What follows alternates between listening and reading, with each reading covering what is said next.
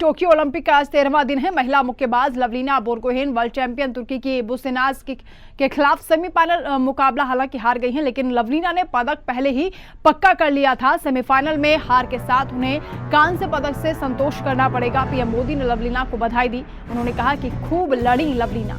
Boxing ring में उनकी सफलता कई भारतीयों को प्रेरित करती है। उनकी दृढ़ता, उनके दृढ़ संकल्प सराहनीय है।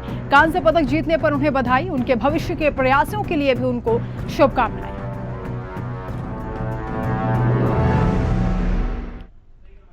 वहीं दिल्ली में 9 साल की बच्ची की संदिग्ध हालात में हुई मौत का मामला लगातार गर्माता जा रहा है। पीड़ित परिवार की ओर से इंसाफ की गुहार लगाई जा रही है। बुधवार को दिल्ली के मुख्यमंत्री अरविंद केजरीवाल जब पीड़ित परिवार से मिलने के लिए पहुंचे, जहां दिल्ली सरकार की ओर से पीड़ित परिवार को 10 लाख रुपए की आर्थिक सहायता देने का ऐलान किया गया। इसके साथ ही मामले की जांच अब मजिस्ट्रेट द्वारा कराई जाएगी। अरविंद केजरीवाल ने कहा है कि सरकार की ओर से बड़े वकीलों को लगाया जाएगा ताकि दोषियों को कड़ी से कड़ी सजा दी जा सके। मुख्यमंत्री अरविंद केजरीवाल ने यह भी कहा कि केंद्र सरकार दिल्ली में कानून व्यवस्था दुरुस्त करने के लिए कड़े कदम उठाए, हम पूरा सहयोग करेंगे। ये बेहद दुखद बात है। मैं अभी आया था परिवार के उसके हमारी 9 साल की बेटी के साथ जो हादसा हुआ, उसके साथ गलत काम होके और उसका कत्ल कर दिया गया, ये बेहद दुखद बात है।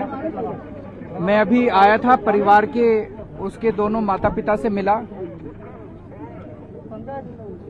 दिल्ली सरकार इस मामले में एक तो परिवार उसकी अपनी बच्ची तो वापस नहीं आ सकती और जो परिवार के साथ अन्याय हुआ है वो बेहद दुखद है।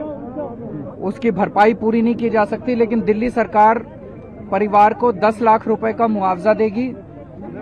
इसमें हम मैजिस्ट्रियल इंक्वायरी ऑर्डर करेंगे और इस केस में दिल्ली सरकार सबसे बड़े से बड़ा वकील कोर्ट में लगाएगी ताकि दोषियों को कड़ी से कड़ी, सख्त से सख्त सजा दिलवाई जा सके। वहीं दिल्ली में दलित बच्ची से दुष्कर्म और हत्या के मामले पर बीजेपी सांसद मनोज तिवारी ने हिंदी खबर से खास बातचीत की, जिसमें उन्होंने कहा कि वो खुद दिल्ली कैंट जाएंगे, पीड़ित परिजनों से मुलाकात करेंगे। सुनिए क्या कुछ कहा। हमारे साथ भाजपा सांसद मनोज तिवारी मौजूद हैं। सर, राहुल गांधी ने विपक्षी पार्टियों को एकजुट करके नाश्ते पर बुलाया, चर्चा की गई, रणनीति बनाई गई और रोजाना यही हो रहा है, लेकिन उसके बावजूद भी संसद नहीं चल पा रहा है विपक्षी पार्टियों के हंगामे की वजह से। ये एकजुट हो रहे हैं देश की प्रगति को रोकने के लिए, ये एकजुट हो रहे हैं संसद को नहीं चलने देने के लिए। प्रधानमंत्री जी कह रहे हैं आओ चर्चा करो, जो भी विषय हो सदन रखने के लिए बना है ना, रखिए, लेकिन ये लोग चर्चा नहीं करना चाहते हैं। नारा लगाते हैं जवाब दो जवाब दो, सरकार कह रही है जवाब लो जवाब लो। ये कहते नहीं बस खाली नारा लगाएंगे, जवाब नहीं लेंगे, क्योंकि इनके पास मुद्दा नहीं है।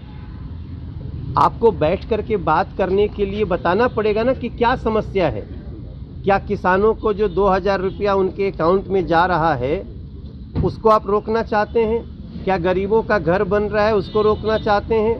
आयुष्मान योजना में 5 लाख रुपया मिल रहा है उसको रोकना चाहते हैं? स्पोर्ट्स पर्सन के लिए ओलंपिक में प्रधानमंत्री जी सबको सहायता कर रहे हैं, खेलो इंडिया शुरू है उसको रोकना चाहते हैं? किसानों की MSP बढ़ रही है उसको, मुद्दा तो कुछ है नहीं। जब बात करने जाएंगे तो नंगा हो जाएंगे। तो इनका यह है कि न खेलेंगे न खेलने, खेल बिगाड़ेंगे।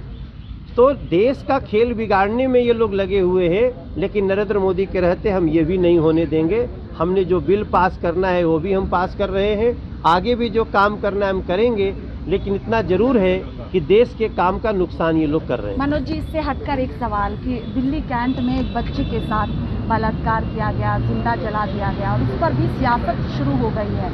आम आदमी पार्टी के राज्यसभा सांसद है संजय सिंह, वो कह रहे हैं कि जागो सरकार, गृह मंत्री अमित शाह के राज में ऐसा कुछ हो रहा है। देखिए, हम इस पे कुछ राजनीतिक बात नहीं बोलना चाहते हैं। हम वहाँ अभी जाने वाले हैं, हम वहाँ जाएंगे, सारी परिस्थितियों को पहले समझेंगे, उसके बाद हम आप सबसे बात करें। बहुत शुक्रिया। देखिए, साफ तौर पर कहना है कि मनोज तिवारी खुद जाएंगे पीड़ित परिवार से मिलने के लिए और इसके साथ ही राहुल गांधी का जो ड्रामा है वो लगातार जारी है। मैं स्वाति पाठक, हिंदी खबर।